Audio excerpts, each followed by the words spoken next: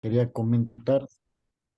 Sí, ¿Recuerdas adelante. que te comenté que Zenon Vidal, leí ese libro de Zenon Vidal?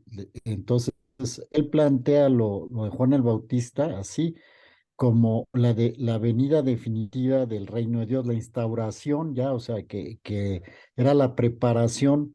Por eso ese bautismo era importante, ¿no? Porque no era un rito de purificación como pensaba Flavio Josefo o quien fuera, ¿no? Ujú. Era ya él se habla de arrepentimiento, Vidal, pero bueno, con eso a la luz de los evangelios, ¿no? Habla de Ajá. arrepentimiento y de un nuevo paso por el Jordán. O sea, y que o sea, que Juan el Bautista, en síntesis, sí hablaba ya de una instauración definitiva, o sea, del reino de Dios, que viniera una venida del reino de Dios definitiva, cumplimiento de la promesa de Israel en forma definitiva, Ujú. ¿verdad? Y que venía detrás de él alguien más, más grande que iba a ser el Mesías. Eso es lo que Vidal defiende. Entonces, no sé, Ajá. a ver qué nos dice Meyer, si Ah, ok. sale de la historia eso o es ya interpretación de los evangelios a la Sí, luz de la precisamente, resurrección. al final del tema de hoy vamos a hablar sobre ese punto de quién es el más fuerte del que menciona Juan y que efectivamente todas las tradiciones preevangélicas que pudieron haber alimentado los evangelios conservaron en la mención del Bautista de que venía alguien más fuerte que él. La pregunta es, ¿a quién se refiere? Muchos dicen solo a Dios, otros dicen debe ser un personaje de carácter mesiánico que ya los evangelistas conectaron directamente con Jesús. Meyer va a decir, pues en realidad no podemos, a través de los criterios de historicidad, no podemos saber a quién se refería Juan, pero sí podemos presuponer por los datos que tenemos históricamente de Juan, que Juan sí esperaba la intervención de un mediador de Dios para hacer presente ese reino, para realizar el juicio. Ajá. Eso sí, pero no específicamente que fuera Jesús, como ya los evangelistas reinterpretan a Juan. Eh, Nosotros decimos, bueno, históricamente, ¿cómo fue? Meyer dice, no podemos saberlo. O sea, aquí se los voy a explicar, les voy a presentar toda el estudio que hace Meyer al respecto, pero sí, ahí es donde entra aquí ya la complementación por la fe, ¿no? Los evangelios nos dicen que sí, que Juan había recibido una revelación de algún modo. En el Evangelio de Juan se dice, aquel sobre quien veas que desciende el Espíritu, ese bautizará con Espíritu. Pero Juan bien cuando dice, vendrá después de mí alguien más fuerte que yo, no puede referirse quizá solo a Dios, como explican muchos. Ajá. Y entonces, ¿qué tipo de personaje esperaba él? Eso es lo que vamos a presentar. Sí, Roselia, adelante. Padre, aquí, por ejemplo, en Marcos 6:20, Ujú. menciona, dice, porque Herodes respeta a Juan, sabiendo que era un hombre honrado y santo. Lo Ajá. protegía y hacía muchas cosas aconsejado por él y lo escuchaba con agrado. Ujú. Esto me llama, como dice, la atención, o sea, a ver, Marcos era el que más aproxima entonces, como lo menciona Meyer, lo que nos acaba de comentar, con respecto a lo que Herodes pensaba de Juan, o es más fehaciente la versión que nos da Marcos con respecto a Juan el Bautista. Más bien Josefo, ¿verdad? Sí, de Josefo, hecho, perdón, Josefo. Meyer se va a inclinar a favor de Josefo. Ajá. Meyer, fíjense, aún siendo sacerdote católico, dice, si nos atenemos a los datos estrictamente históricos, es más obvio creer que Herodes manda matar a Juan porque lo considera un peligro, porque ve que Juan es capaz de convencer a cualquiera que lo escucha para hacer cualquier cosa. Y entonces Herodes se enoja de que recaudadores de impuestos y soldados suyos son fieles seguidores de Juan. Entonces, esto de que Herodes escuchaba con agrado a Juan ya es una reinterpretación cristiana de parte de Marcos. Eso es lo que Meyer va a considerar. Dice, es que no sería lógico. Entonces, Marcos dice esto porque la única razón por la que vendría a ser asesinado Herodes, perdón, Juan el Bautista, sería por una razón externa, que va a ser precisamente el coraje de Herodías, de la esposa de Herodes. Eh, pero Josefo nunca menciona a Herodías, nunca menciona la razón de que Juan criticaba a Herodes por casarse con la esposa de su hermano. Ajá. Eso nunca aparece en la obra de Josefo. Más bien, Josefo dice, eh, Herodes lo mandó matar porque quiso evitar una eventual sublevación. Y entonces no puede ser que Herodes haya escuchado con agrado a Juan el Bautista, como dicen los evangelios, sino que más bien Marcos pone eso para justificar que Juan murió por otra causa, que va a ser una denuncia contra el mandamiento, el sexto mandamiento, ¿verdad? Que finalmente Herodes y Herodías violan el sexto mandamiento, haciendo una unión ilegítima. Ajá. Y Juan los denuncia por eso, y entonces Herodías le tiene coraje y manda matar a Juan, aprovechando que Herodes anda borracho y que viene que la danza de la hija y todo ese rollo, ¿verdad? Que es ya como a ojos de un historiador, eso suena como un pretexto creado por los cristianos. Y ojo, no es que Meyer no lo acepte, ¿no? Simplemente dice, a ojos de un simple historiador, o sea, ateniéndonos a los datos de la historia, es más probable, utilizando la navaja de Ockham, o sea, la explicación más sencilla, es más probable que Herodes mandara matar a Juan para evitar una sublevación que mandarlo matar porque andaba borracho y la hija de Herodías, en cierto modo sedujo a Herodes, ¿no? Y lo convenció de hacer una arbitrariedad que era matar a Juan. Ujú. Pero sí es, por eso les digo así en síntesis, y aquí mismo, en este tomo, precisamente Meyer va a decir, con todo y que la información de Josefo está limitada o trunca, o él mismo quitó el aspecto escatológico de la predicación de Juan, dice, yo creo que habría que darle más peso histórico a la explicación que da Josefo que a la que presentan los evangelios, porque los evangelios nos presentan una explicación que ya pasa por el filtro de la fe en la resurrección de Cristo, y por tanto es necesario poner a Juan como un testigo del Señor. Ajá. Y ese es el motivo o la motivación que impulsa a los evangelistas a presentar a Juan de ese modo. Ujú. Bien, entonces, bueno, aquí como había tardado en poner la grabación, nada más explico a quienes van a ver solamente la grabación. En síntesis, les decía que aquí en el tomo de Meyer, que habla de quién derrotó entonces a las tropas de Herodes, fue el rey Aretas IV de Arabia. Ajá. Antes, dice, Herodes tuvo que haber matado a Juan antes del 36, porque es precisamente en el año 36 cuando el rey Aretas de Arabia derrota a las tropas de Herodes, acontecimiento que los judíos van a considerar que fue castigo divino por la muerte del Bautista. Ujú. Y esto es lo que reporta Josefo. ¿Ok? Perfecto, entonces continuamos nuestra exposición. Nos voy a ponerla aquí. Vamos a hablar ahora de lo que pudiera ser la relación de Juan el Bautista con los hombres de Qumran, que también ha abarcado mucho interés en diversos especialistas.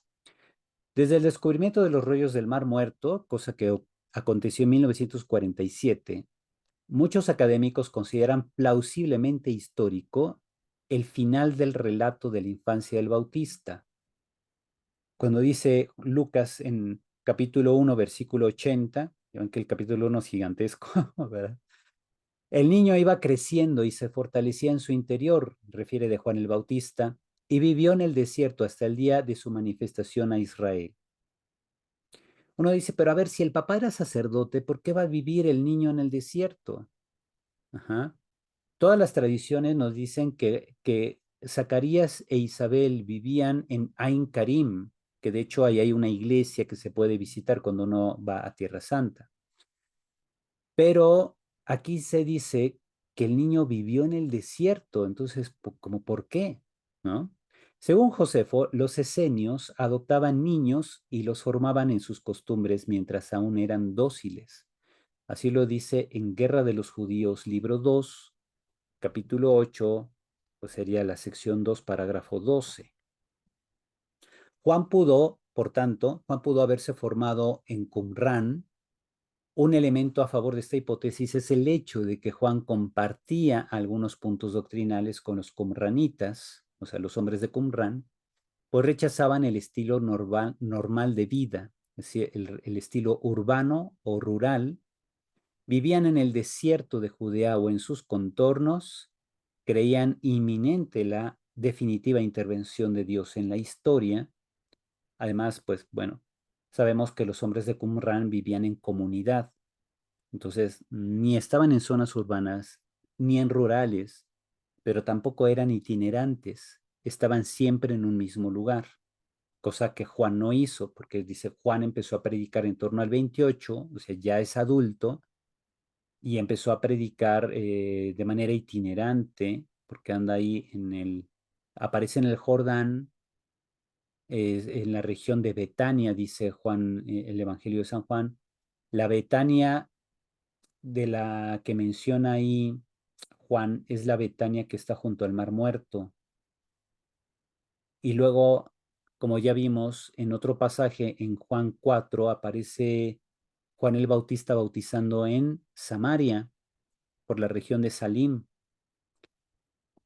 Y entonces eso significa que Juan era itinerante, no tenía un lugar concreto donde bautizar, y podríamos pensar que, bueno, entonces Juan se separó de Qumrán, es probable, dicen, históricamente es plausible, ¿no?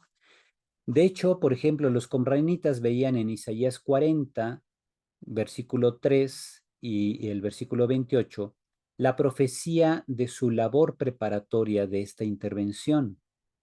Llamaban a los verdaderos israelitas al arrepentimiento, advirtiéndoles del cercano fin de la historia presente. Predecían la salvación o la perdición para los israelitas, según fuera su respuesta al aviso que les era proclamado, y practicaban ritos con agua, que era símbolo de purificación interior. Si ustedes llegan a ir a Qumrán o ven fotografías arqueológicas de Qumrán, es impresionante la piscina que tenían. Hay una piscina ahí que pues es más que una migvá, es una especie de, como si fuera un tinaco para nosotros, pero gigante. Yo no sé cuántos litros le puedan caber ahí, pero tiene al menos unos 4 metros de profundidad, y luego las dimensiones externas deberían ser más o menos como de 5 por 5 metros. O sea, 5 por 5 por unos 4 metros de profundidad, y esa era la gran piscina que tenían los hombres de Qumrán, y está ahí en las excavaciones, se puede ver directamente si tú estás ahí. Ujú. Ok, entonces ahí practicaban pues ritos con agua, quizá de esa piscina. De hecho hay unos pequeños canales que han descubierto los arqueólogos, que presentan cómo de esa piscina tan profunda salían algunos pequeños canales para llevar agua al resto del complejo. Y obviamente de ahí se alimentaba el agua de las mikvah, que son estos como baños rituales donde los judíos se metían. Ujú. Cuando es adulto, Juan es presentado como un hombre solitario cuya única comunidad, entre comillas, se conforma por sus propios discípulos. No hay indicios de que él o ellos hubieran pertenecido alguna vez a una comunidad sedentaria como era la de Qumran. O sea, al menos no se explica directamente por qué, si Juan pudo haber estado en Qumran con los esenios, que estaban muy cerca de la Betania del Mar Muerto, ¿por qué se separó? Entonces, nadie indica que el grupo de Juan fuera organizado ni que sus miembros perteneciesen a dicho grupo de modo permanente. En cambio, los hombres de Qumran estaban muy organizados.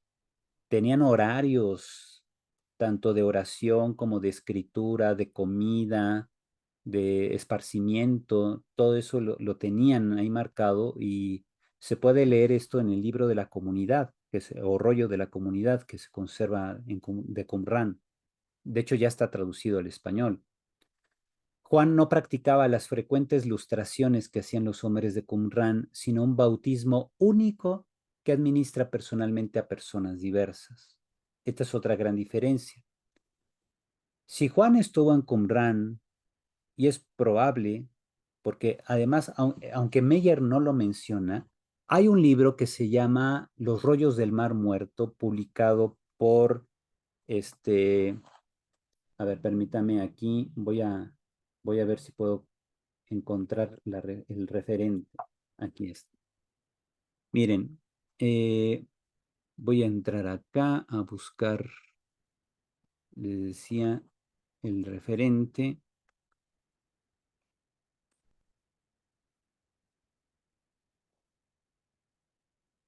Tengo ese libro, pero ahorita no me acuerdo dónde está.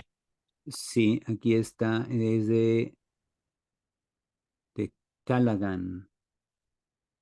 Y así es, Robert Callaghan, del Fondo de Cultura Económica. Ajá,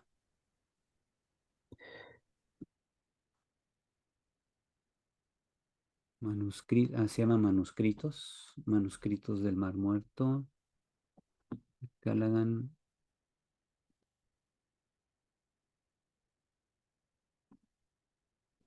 Sí, yo lo tengo físicamente por la editorial Bach. Es una edición muy vieja. Estoy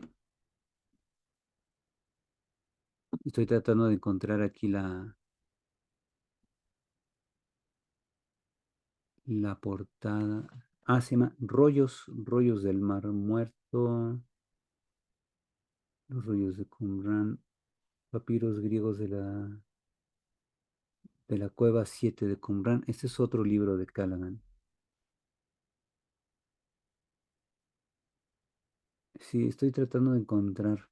Sí, nada más que mi libro de los rollos del Mar Muerto de Qumran, ese lo tengo allá en mi biblioteca, que lo tengo aquí cerca, pero tendría que caminar algunos pasos. Pero bueno, bien, entonces les pongo aquí.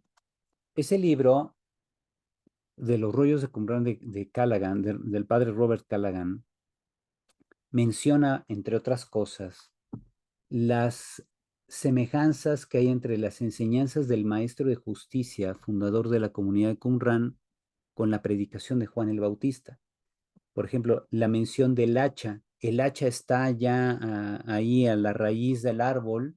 Es una expresión que viene en las enseñanzas del maestro de justicia en Qumran. El maestro de justicia de Qumran fue una persona que fundó la comunidad en torno al 135 antes de Cristo. Y entonces los hombres de Qumran se formaron según los escritos del maestro de justicia y eso lo reportan en el libro de la comunidad.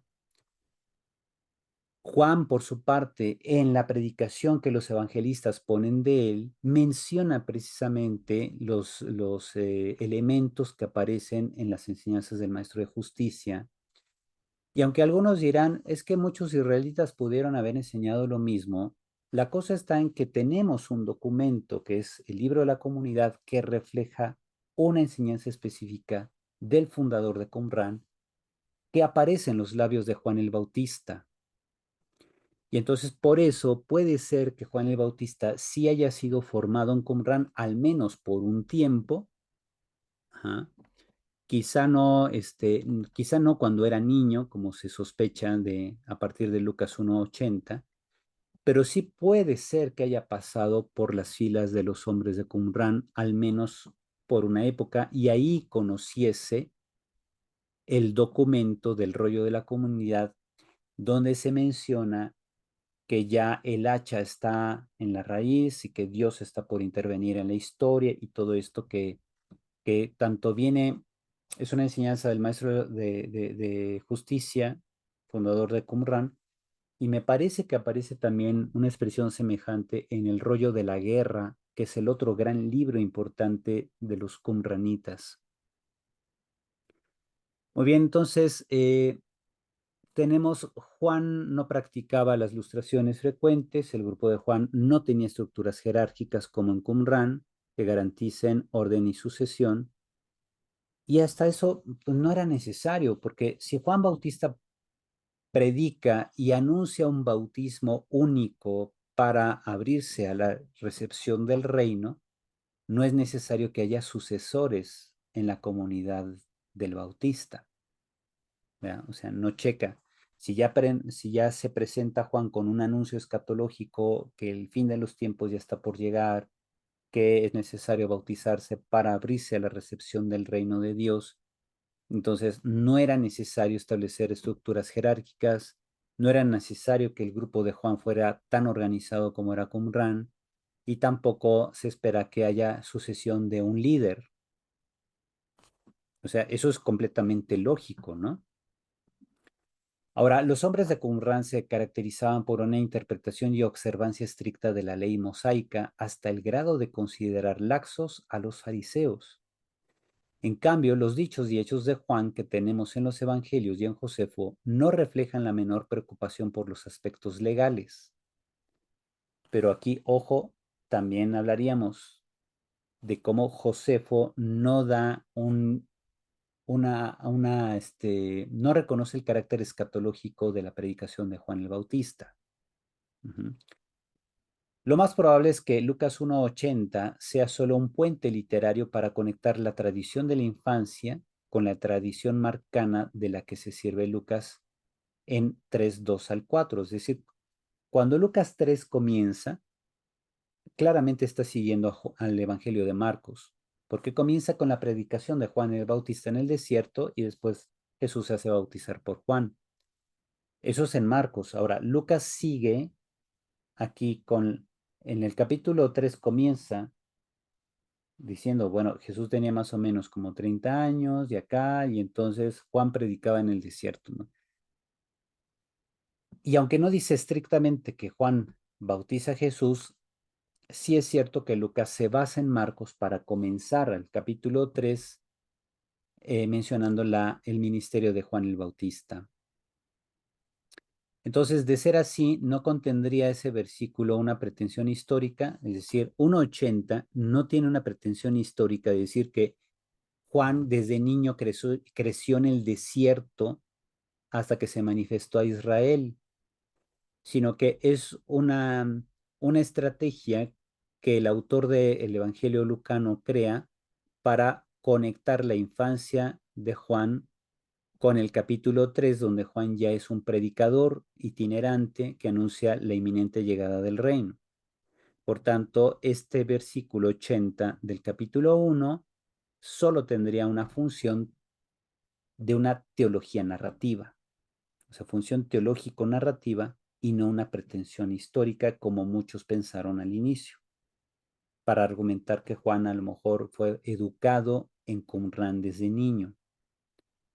Entonces, ¿qué es lo que yo pienso de todo esto? Yo pienso que Juan el Bautista, si bien fue hijo de un sacerdote, como narra Lucas 1, pues creció normal en su familia, pero ya entrada quizá la adolescencia o su juventud, cuando viene toda la rebeldía de los jóvenes, bien pudo Juan dejar la casa paterna y buscar una comunidad que reflejara el interés de Juan, que era el reino de Dios o el día final, el juicio de Dios, y encontró en los hombres de Qumran a ese grupo y pudo haber estado al menos un tiempo ahí, conoció las enseñanzas del maestro de justicia y después quizá pues diciéndolo muy mexicanamente, se aburrió de los cumranitas porque decía, pues estos cuates están encerrados todo el tiempo y si ya es inminente la llegada del reino, pues mejor me separo y anuncio esa llegada inminente del reino e invito a la gente a convertirse, bueno, o a asumir al menos por el bautismo, asumir un compromiso de cambio para recibir el reino, en lugar de estar aquí encerrado copiando libros. No sé, o sea, para mí esa sería la explicación más sencilla que abarcaría, por un lado, explicar por qué Juan en su predicación menciona enseñanzas del Maestro de Justicia y por qué Juan es tan diferente a los esenios. Predica cosas parecidas, pero asume un estilo de vida diferente a partir del año 28. Sí, don José, adelante. Mira, mi memoria es muy mala y por eso si no me preparo cuando voy a presentar algo, pues no la hago. Y este es el caso, porque pues yo ya traté todo ese tema o ya tratamos todo este tema de Juan y el Qumran. Y efectivamente, el que él pudo haber estado en contacto, fíjense cómo decir, con la comunidad de Qumran, es una hipótesis y no es muy, muy plausible.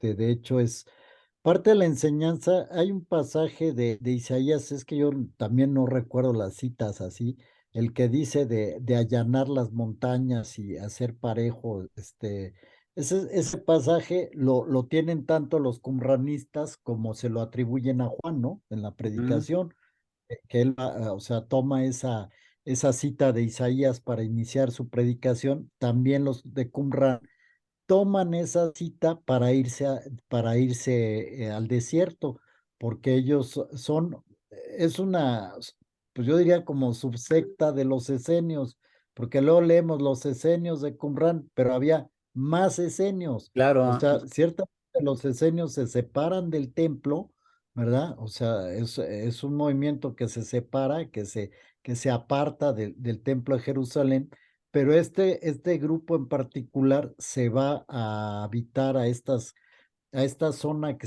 estaba en la orilla del Mar Muerto, porque creo que el Mar Muerto ya se sí, hizo más chiquito. se está muriendo. Entonces se está muriendo. Entonces estaba en la orilla del Mar Muerto, una escena que es la que vemos aquí en la pantalla, que ahí están las cuevas, y era un monasterio, efectivamente, como lo has descrito, que tenía una piscina, que diario se hacían esas abluciones, porque antes de comer diariamente tenían que purificarse. O sea, los esenios se levantaban temprano, se iban al campo a trabajar, y a la hora del mediodía, bueno, los que trabajaban fuera, ¿no? Hacían este baño ritual para tomar sus alimentos, y luego en la tarde creo que otra vez. O sea, era un monasterio, era un monasterio sujeto a reglas, ¿no? Que como son los monasterios. Y entonces, pues tenían ese tinte escatológico. Ahí sí había un tinte escatológico, que la lucha Del del bien y el maestro de mal. justicia contra el príncipe del mal, o no me acuerdo cómo se llamaba Y el la Belial. contraparte. Ajá. Entonces que iba a venir esa, esa guerra definitiva. Entonces, ese tinte escatológico, como dices, pues coincide con Juan. Lo quieren también amarrar por lo de que fue a vivir al desierto, pero recordar que Juan decía que traía un vestido de piel y se alimentaba de saltamontes. Eso tampoco coincide con los cumranitas. Los Sí, por eso, cumranitas, por eso les digo, o sea, está- en caso de que Juan haya tenido un contacto con los hombres de Qumran, sería solamente un contacto temporal, y en virtud de que en la predicación del Bautista viene una frase del Maestro de Justicia, así es. pero de ahí en fuera el estilo de vida de Juan el Bautista es completamente diferente al de los esenios. Y entonces, Así es. por eso digo, quizá Juan ya entre la juventud y la edad adulta pasó por Qumran solo un tiempo y después se separó porque no le vio sentido a la comunidad esenia en caso de que haya pasado por ahí. Y efectivamente, también se sabe que la mayoría de los esenios eran itinerantes y estos de Qumran eran esenios que decidieron encerrarse en un lugar, cosa que obviamente tampoco checa con el estilo de vida del Bautista. Ujú. Muy bien, miren, gracias, don José, son 11:05, vamos a Gracias. tomarnos, les pido unos 15 minutos, porque también ahorita necesito sacar a mis perritos a caminar, y ahorita les seguimos, ¿sale? Ahorita nos Órale, vemos. claro que sí. Gracias, sí. Gracias. Ándale.